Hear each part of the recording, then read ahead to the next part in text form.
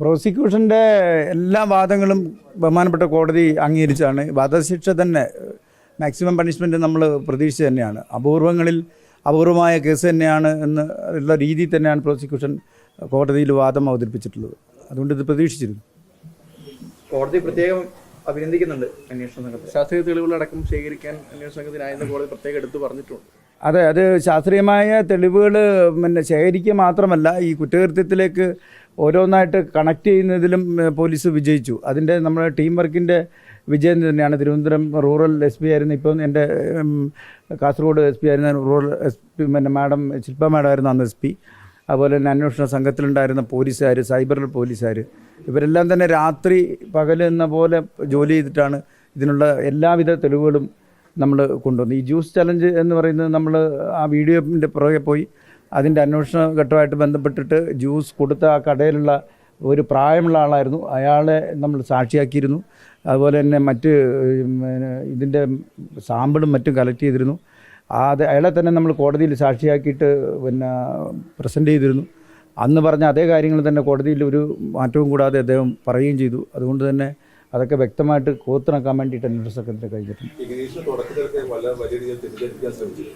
അതെ, വളരെയധികം തെറ്റിദ്ധരിപ്പിക്കാനുള്ള എല്ലാ ശ്രമങ്ങളും നടത്തിയിരുന്നു. കോടതി നിരീക്ഷണം നടത്തിയതുപോലെ ഇത് ആദ്യത്തെ കുറ്റകൃത്യമല്ല ചെയ്തത്. ഇതിനു മുമ്പ് തന്നെ ആസൂത്രിതമായിട്ട് ഈ കുറ്റകൃത്യത്തിലേക്ക് പലതും പരാജയപ്പെട്ടിട്ട് അവസാനം വിജയിച്ച ഒരു കുറ്റകൃത്യമാണ് ഈ കഷായം കൊടുത്ത് കൊല്ലുക എന്നുള്ളത്.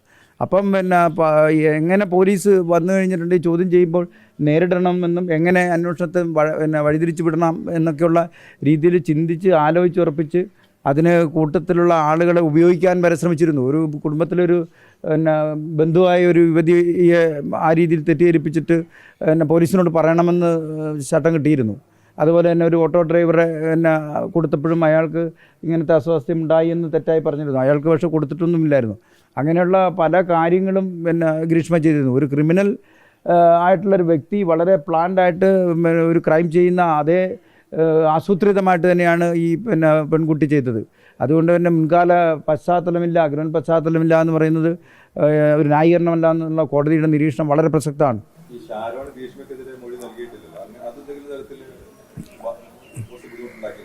അത് ബുദ്ധിമുട്ടുണ്ടാക്കാത്തതെന്ന് പറഞ്ഞാൽ ജനറലായിട്ട് പറയുകയാണെങ്കിൽ ഈ വിധി വരുമ്പം പ്രാണനെ പോലെ സ്നേഹിച്ചവൾക്ക് പകുത്ത് നൽകിയ കരൾ അവൾ തന്നെ പകർന്നു നൽകിയ വിഷം കുടിച്ച് വെന്ത് വെണ്ണീറായിപ്പോയ അവസ്ഥയിലും ആ ചെറുപ്പക്കാരൻ ഇവിടെ ആസ്പത്രി കിടക്കയിൽ കടന്നിട്ടും തള്ളിപ്പറയാൻ തയ്യാറായിട്ടില്ല എന്നുള്ളതാണ്. ഫോൺ വിളിക്കുമ്പോഴും ചാറ്റ് ചെയ്യുമ്പോഴും ഒക്കെ ഇയാൾക്ക് സംസാരിക്കാൻ പറ്റാത്തൊരു ഘട്ടം പോലും വന്നപ്പോഴും ഇവിടെ അത്ര പ്രണയത്തോടു കൂടി മാത്രമാണ് ഈ ഷാരോൺ എന്ന യുവാവ് വിളിച്ചത്. ഇവൾ പക്ഷേ പകരം അങ്ങോട്ടൊക്കെ വിളിച്ചിട്ടുണ്ടെങ്കിലും അതിലൊക്കെ തന്നെ നിഷ്കളങ്കമായ രീതിയിലല്ല, അത് അഭിനയമായിരുന്നു. ഇവളെ അയാളെ തെറ്റിദ്ധരിപ്പിക്കാൻ വേണ്ടി ഉള്ള വലിയ അഭിനയം ആണ് ഗ്രീഷ്മ നടത്തിയത്. പക്ഷേ അതുകൊണ്ട് ആത്മാർത്ഥമായിട്ട് പ്രണയം ഉള്ളത് കൊണ്ട് ഈ ഗ്രീഷ്മയെ തള്ളിപ്പറയുന്നതിനോ ഒറ്റിക്കൊടുക്കുന്നതിനോ അല്ലെങ്കിൽ പേര് പറയുന്നതിനോ ആദ്യഘട്ടത്തിൽ ഈ ഷാരോൺ തയ്യാറായിരുന്നില്ല. പക്ഷേ ഗ്രീഷ്മ എന്തോ കലക്കി കൊടുത്തിരുന്നെന്നും അത് തൻ്റെ മരണത്തിലേക്ക് കലാശിക്കുമെന്നും അവസാന ഘട്ടത്തിൽ ഷാരോണിന് വ്യക്തമായിട്ട് മനസ്സിലായിരുന്നു.